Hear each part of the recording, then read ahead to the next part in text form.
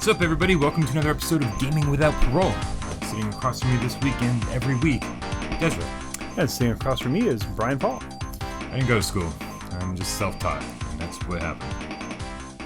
Catholic school did not make me this way. Public school did not make me this way. Catholic girls. Yeah. No. Is that the thing? Nope. There's going to be like one person out there Yeah. who'll be very happy about this. No, nobody There's listens going to be a to lot of Zappa. unhappy people about it. Yeah. Des, what are we going to talk about this week? We're going to talk about the Atari Lynx. It's my favorite genre of game. Yes. Excellent. Wait, what? No, I don't know. No one listens when I talk. I can just say anything. So yeah, this is kind of interesting. You know, a lot of the older systems and older games we've talked about are games that I've had some history with, or at least are familiar with. The Atari Lynx is something I had no contact with. Yeah. None of my friends had it. I knew of it, but I never actually played it. So I'm kind of approaching this as just like, okay, this landed in my lap. Let's review this as, So I have no nostalgia factor going into this. Even I have very little nostalgia factor for it. I did get one when it was new, but I only had it for a very brief amount of time. I think I'll tell the story in the comments because otherwise it'll take the whole episode. Ooh. Yeah, it's not that interesting, so look in the comments. But what happened was later in life, when I was, instead of 15 when this came out, I was 24, 22, and I started collecting games, and this was one of the things I collected. And I had the original model, the big flat weird one, and then also this one. I had both of them in my collection, and so this is the big bulky Lynx Model 2. Now we'll explain why there's two models in just a second. So what did you think with there being no nostalgia factor, this being your first experience with the Lynx? What was your impression? Well, the very first thing I thought was, holy crap, I'm a grown man, and this thing feels huge in my hands. I can't imagine what it was like being, a 8 or 9 year old or 12-year-old getting this at the time. I mean, it's a beast. Yeah. And the weird thing is, this is yours, so I wasn't going to take it apart. Thank you. But I really want to take this apart because it feels like there's a lot of empty space in here. Feels like a lot of empty space. But I think that a lot of the empty spaces, when I let Des borrow this for review purposes, I gave him the AC adapter. You know what fits in that? Most of that? It's tons of batteries. Yeah, but those that would weighs only it be down in this base here. I'm talking like. No, you're right. And the button piece, that's really hollow in there. It does feel pretty empty for sure. The other thing and this is just me, Des, being stupid. If you can take a good look at that, we've got an A and B button here, and A and B button here. So you can invert this. And I was trying to figure, is there some big call for that? Then I realized, this is one of the first ambidextrous consoles. I think it may be one of the only ambidextrous consoles. For sure. So you can play this righty, and then, if you want, switch right over to play lefty. That's a fantastic idea. Yeah, like my brother's left-handed, and I know his whole life he just had to deal with the D-pad being on the left side, no matter what. I wonder if, by the time this came out, it was too late for left-handed people. It's like I've already been trained to do it with my left hand. It's like Catholic school all over again. Well, I mean, there's new people picking up games every day, so that could work. And you know what? Let's do this more often. I don't know how it's going to transfer to modern consoles and modern controllers, but man, good on you, Atari. That was really cool. Yeah, you really wanted to capture that 9% of the market. The other thing that's kind of a little weird, and I don't know if we can get any kind of view in there, or we'll throw some graphics up. The options and the control buttons. Yeah. So reading down, I'm just going to go here. There's option 1. There's pause. There's option 2. But let's say you want to restart the game. You hold down the top 2 buttons. If you want to flip, so we can turn it to lefty righty, you hold down those 2. So basically, you have these other, your typical on, power, start, stop, kind of thing. You have those buttons, but then you have to hit them in combinations to get other options as well. Well, I get the reset one because you don't want to be in the middle of a game and want to hit the option button real quick to switch your weapon and then accidentally reset the game or flip the screen upside down. So I do like the combination of buttons so you're not accidentally hitting something important mid-game. Right. But just real quick. Yes. I found it fascinating. Even though I was around when this thing came out, I didn't actually understand it was not only... obviously it was made by Atari. Right. So that made it weird because it came out in America first. Yeah. That's real strange. Woo. It came out in North America in September USA, 89. USA. And then Europe and Japan in 1990. So like it was like a whole separation thing but we were usually on the other side of the separation. Yep. So that's pretty cool. Also, it was you said this. It was the first first portable system with a color LCD screen. Yes. Yep. Which, surprised the crap out of me. I would have totally guessed that Game Gear was before this. No, yeah, it's the first with a color screen. And this is the other weird thing about the Atari. Like, I'm pretty notorious for buying systems that have really cool, like, physical advantages, or they're technologically more advanced, but never become popular. As we said before, I bought the Virtual Boy. I bought the N-Gage. Yeah. I was a Windows Phone user. So there should be, this is a textbook thing of something that Dez would buy. Graphically, way ahead of the Game Boy. Way ahead. The colors was great. The actual graphics processor, it was the first handheld that could do scaling of sprites. Yeah. It was doing things that even the what was it, Nintendo 64? No, Super Nintendo couldn't do. It's. I'm betting the Sega Genesis couldn't do some of the things this did, like scaling and rotation. Yeah. Super Nintendo, I think, could handle that kind of stuff. Do you know this came out only 2 months after the Game Boy? Yeah. This is. Like, I have such a warped sense of like this thing's place in history. It doesn't make any sense to me that this existed at all. Mm-hmm. So that Model 1 Lynx we were talking about earlier, the big elongated version, that launched at $180, $179.99. Okay. And that was in, when did we say? 1989. Mm-hmm. Only 2 years later, the Lynx version 2 came out, and that was for $99. Finally, like 2 years later, they were able to start competing with the Game Boy's price point, because the Game Boy launched at $89. Okay. Oh, right. All right. So this is where the competition came in. It didn't matter how powerful this thing was, or how nice the screen looked, or the fact that it could do scaling and rotation. The thing was $100 more than the Game Boy. Okay, so that's pretty significant. Yeah. And that's maybe one of the reasons why no one in my neighborhood had one. Well, they only sold 3 million of them total, so no one in a lot of neighborhoods had them. And put it in perspective, I kind of zoned out there. I was curious. So $99 in 1989 works out to be about $198 today. It's almost double, almost $200. And so you said $179? $180. All right, so $179.99 in 1989 was about $400, $358, which is insane. Like, to buy something like that it's pricing yourself out of the market entirely. Yeah. Yeah. So it was clearly, graphically, technologically, way more advanced than the Game Boy.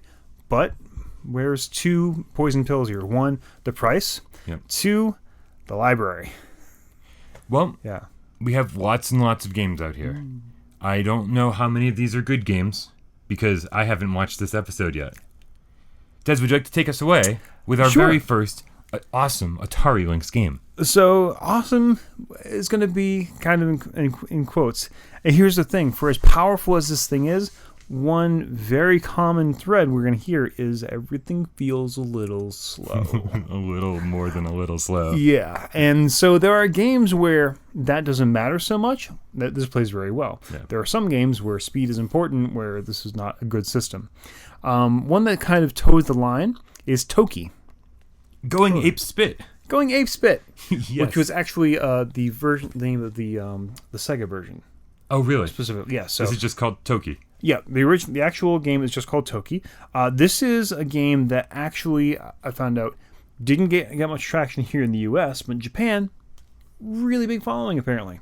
In Toki, you play as basically Toki, an islander who was cursed and turned into a monkey sort of man by an evil voodoo warlord, whose name I'm going to try and not pronounce.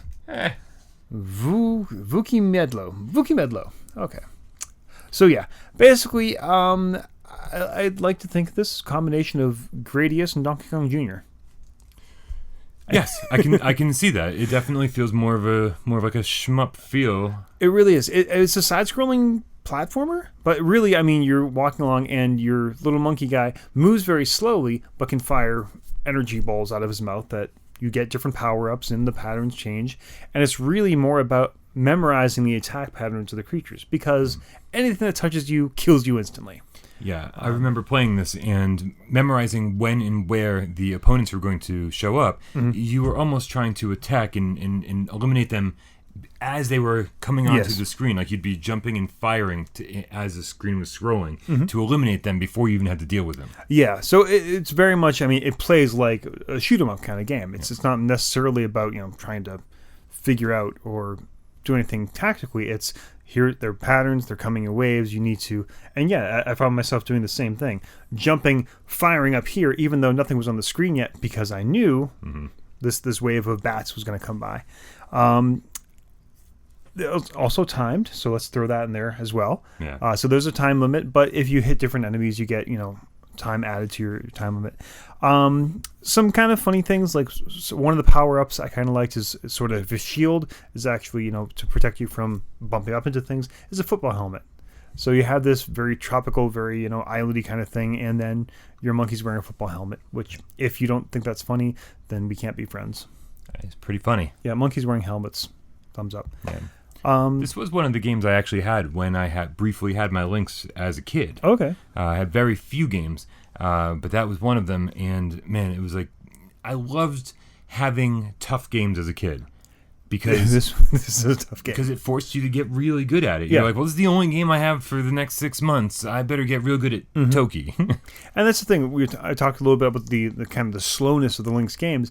This is one where it actually works out because it makes it that much more difficult, but in a not as frustrating way. And one last thing I kind of found, there was actually a new version of this under development. It was under got the Steam Greenlight, which if you know what that is, so it was that new, huh? Yep. Wow. And actually, it was supposed to be. It got the approval from Steam Greenlight in 2013, and there's no news since then. Okay. It just kind of. Now I've played every version of this game I could find. I do have Toki going ape spit on Sega Genesis. Yes. That's my least favorite version.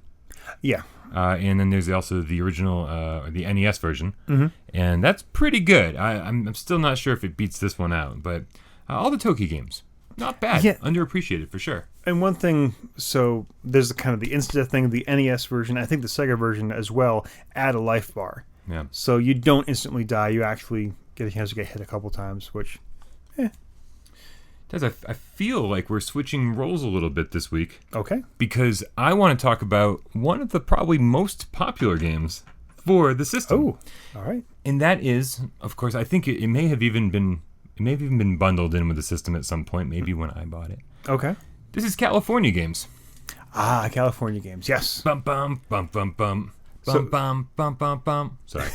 I mean, just the theme song just pops up with the Epix license plate. So just a shout out to our buddy Nate. Hi, Nate.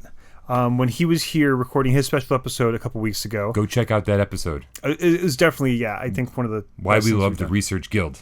It was actually, was it before? Yeah, it was before taping when he found your Lynx, right? Before what? Before we started taping, or was it after?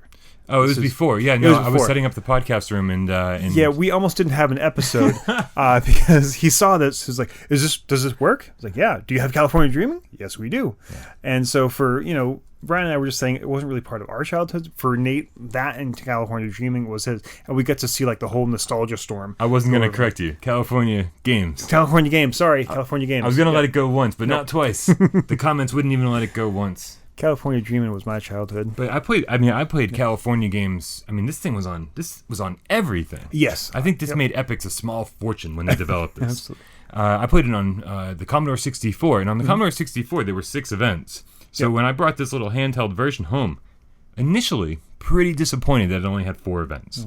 Right? It was missing roller skating, which, man, I was real good at roller skating. I think roller skating might have been one of my favorite events, even though it looks real silly. Yep. It's one of the things you memorize the patterns, you remember where the cracks in the sidewalk are, and you jump over them, and you get real good at it. And then next thing you know, you're flying down the sidewalk. You know what? Why am I talking about roller skating? That's not on this cartridge.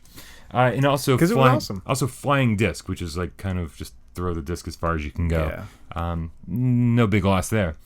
But it did have a half pipe. Skateboarding, of course, right. And just so we're all on the same page here. There's no one out there in the world that knew how to play Halfpipe correctly. No one. No, it's pretty bad. It's really complicated. Like every time you go down the ramp, you have to push down. Every time you go back up the ramp, you have to push up. And I think that was lost on a lot of people. People thought you had to gain momentum by doing tricks. Right. Not actually the case, but you did need to do tricks. What I like about the Lynx version, because I don't remember this in the other versions, it could have been there, is that every time you screw up and fall down, it tells you why. You're like, oh, you started the trick too early, and it just pops up there for a second. Oh. And so every time you do something wrong and have to restart, you learn something. Yeah, that's something. I don't know if it was like a design spec for Atari for these games, but there's actually a lot of that kind of thing. Like, the games can be punishing, but they tell you what you need to do. Yeah. There's not a lot of like, I have no idea what's going on. Right. So they have the Hacky Sack, of course. Yes, take it away. Yeah, that's my favorite. I mean, I had was it NES? Does this come out on NES? Maybe. It came out on so many things. I wouldn't be surprised. I know I played this. It had to be NES because that was the only thing I had at the time. But anyways, Hacky Sack. Yes, okay, tricks. The only thing anyone ever wanted to do was hit the seagull. All right, yeah, that was the reason. I mean, for me to play anything on California games. Yeah, it was just hitting the damn seagull. Yeah, I think Hacky Sack, or as it's called in the game, footbag. Footbag, yeah. Yeah, it was technically, like, you had to be the most technically proficient at that one. Oh yeah, because you were constantly spinning your character around. You're doing kicks and doing, I don't know the names of any of the tricks. They tried to give them like all these like skateboarder type names for all the tricks. I don't know if that's real or not, but probably because hippies. Also, surfing, of course, has the iconic Wipeout music playing the whole time, and that's all I have to say about that. Because surfing itself was like maybe not the greatest sport, but probably the most popular one on the game. Footbag, seagulls. Right. And what am I missing? BMX. BMX, you take your old BMX bike, you avoid obstacles, and the thing you do most of all is just flip your bike in like a whole aerial rotation. Like I don't know if that's a common thing that actually happens in real BMXing. Yeah, well, not on purpose. Flip your entire body over. Yeah, I don't know. Yeah. But not a bad little collection of games, and especially if it actually was a pack-in, great deal. Yeah, no, it was great. I mean, yeah, if you had, like you said, any system at this time, you played California games, and being able to play it portably like this in a color screen. Yeah. It was the Wii Sports of its time. I wouldn't go that far, but sure. It was the Wii Sports of its time. I went that far. And that's the next T-shirt. Nice. Yeah. All right. Nice. Is that before or after our Tripical Topes T-shirt? Tripical Topes. No, that's going to be a cereal. Sweet. Very sweet. High in fructose corn syrup. So yeah, actually, I wonder, we can do cafe press for T-shirts and things like that, but is there like a on-demand cereal vendor? I don't know.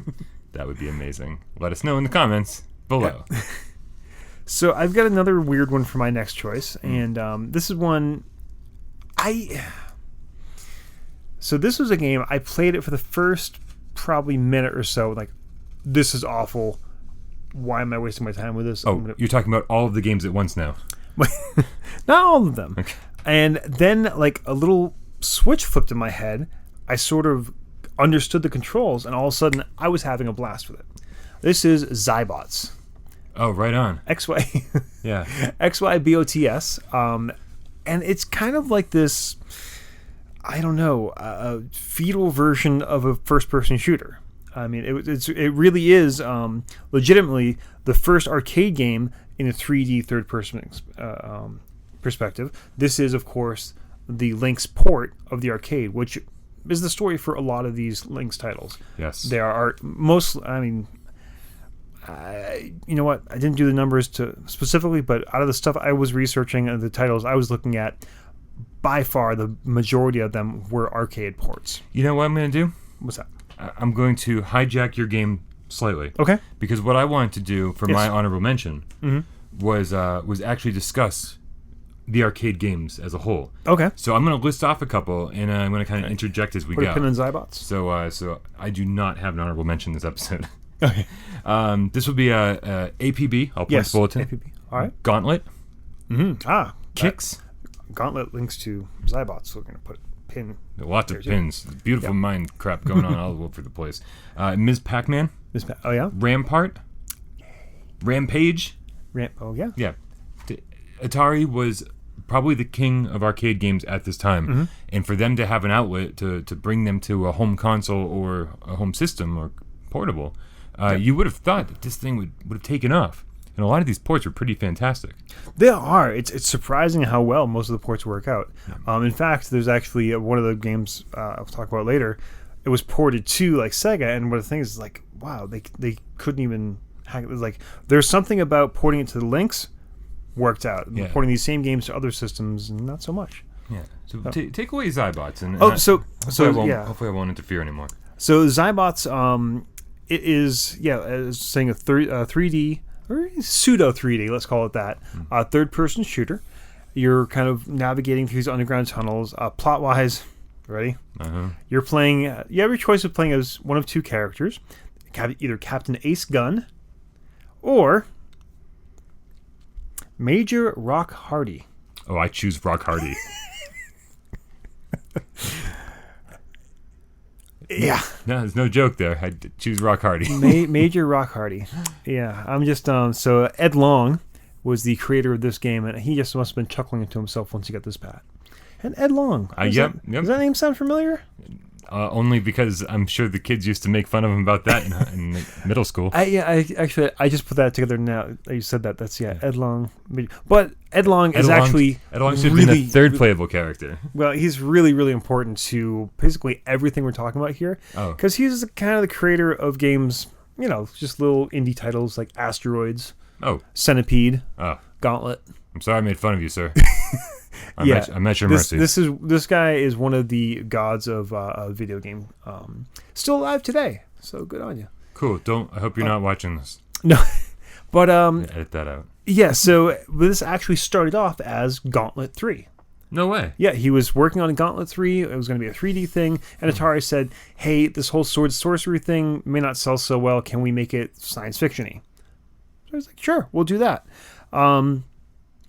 The weird control thing I was talking about, so, and you can actually play this online, which I discovered. It's if you go back to, I forget what episode number, we talked about the Internet Archive. Yep. There's all these DOS games. It also emulates a ton of arcade games.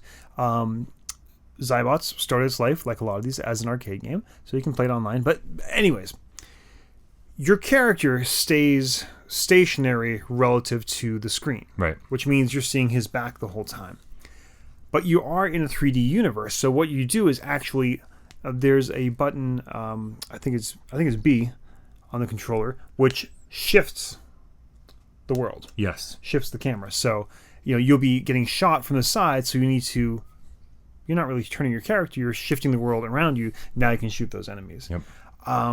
Little janky at first, but once you figure it out, it's actually fairly smooth. Yeah, I definitely had the same impression as you did. I thought it was such a budget title when I first started playing it. Yep. And then once you get used to hitting that button like constantly, you kind of like shift that perspective, like run, shift, run, shift. Mm-hmm. And you get real used to it real fast, and it becomes part of the game's mechanics to shift your perspective. Yeah, it's real cool. And it's remarkably fluid once you kind of figure that out. It's tons of like little hidden warp zones and secret rooms and all that. You go through the levels, blowing up monsters, getting money, and at the end of each level, you get to stop and pay for upgrades on your equipment. Yeah. Really entertaining. There were actually plans for Sega Genesis NES versions. Really? But those were canceled. So, yeah. Perfect. Basically. We get to keep it all to ourselves. Yeah. So I think it's a really kind of important title. This is Ed Long, again, one of the massive creators of video games in general. Probably the first third-person or first-person shooter. I mean, it's not a first-person shooter. I can't say that. You can tell, but you can see right here. Yeah, but it has the feel of it. It has that feel. It's just you can see that, like, oh, it's so close to like Doom or Wolfenstein or things like that. It's almost there. So yeah, definitely worth checking out. And again, like I said, you can, I guess we'll probably throw the link down there, but archive.org/details/arcade_Zybots will get you right to it. You can play. There's no link down there. Don't listen to him. Okay. Speaking of almost there. Almost there. Batman Returns. Almost there. I tried to review that. Yeah. And I have bad news about your cartridge, buddy. You killed it. I know. It wouldn't load. Oh, really? It was telling me there was no cartridge. Yeah. Well, what are you gonna do? I got it to work. Oh, good. All right. And we'll definitely check on that later. But here's the thing with Batman Returns: if you ever try to play Batman Returns as the game it seems like, as like a Final Fight or as a Streets of Rage type game, as a brawler, you will get nowhere, and you'll get nowhere really, really fast. Okay. Because the deal with this game is that everything hurts you. Everything. Like, there's enemies constantly swarming the screen, and they all have some kind of explosive they're throwing at you, like dynamite or bombs, and sometimes doors just open and bombs come out of them. It's like, you can't even fight that guy. He just opened the door and threw crap at you. That's totally unfair. Wow. And so the deal is this is like the very first roguelike game ever. Because what you get is you get Batman, and he's got one giant life bar, and when that life bar runs out, you're dead, and you start over. Okay. You know, every so often you can find like health to pick up, but you get one life. There are no continues. There are no extra lives. That's not how it works. So the reason I was saying that you'd be out of luck if you try to play it like a normal brawler is because the only way to beat this game is to run through it.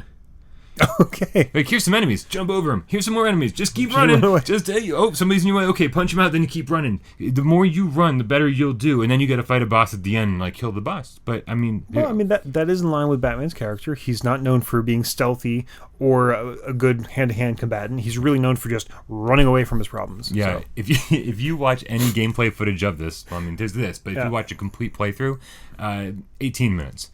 Because the people who know...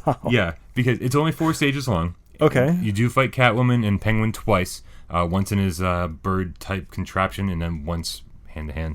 And it's... that's it. Like, it's impossible to beat the game unless you run through it. And if you run through it, it's 18 minutes long.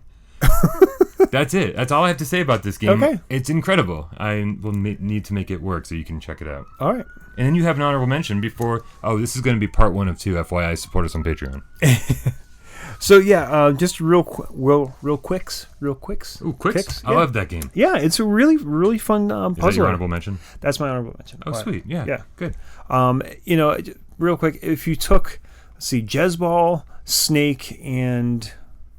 That's pretty much it. Jezball and Snake kind of mashed them up into one game. This is what you get. If you don't know what Jezball is, then you were paying attention in class in computer when you were in high school. I wasn't. So I'll look it up later. I'll put it on the screen. Can I put it on the screen? Will there be something to put up on the screen? Yeah. Oh, yeah. All right, good. Moving on. So basically, it's a territory capturing game. That was the third thing. Yeah, Jezball plus Snake plus the line screensaver from Windows 3.1. Like the 3D line that was yeah. So basically, if we got it up now, you're this little kind of spark around the border, and there's this sort of abstract shape moving through the middle.